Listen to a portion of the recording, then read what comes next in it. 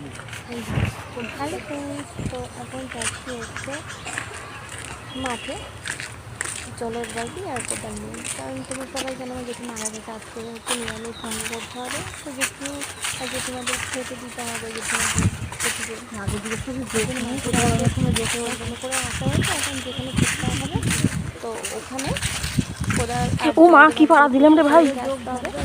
তো সমস্ত কিছু চলছে এখন, ওদিকে রান্না বান্না হচ্ছে, সেটুকু সব কিছু দিয়ে আসলাম।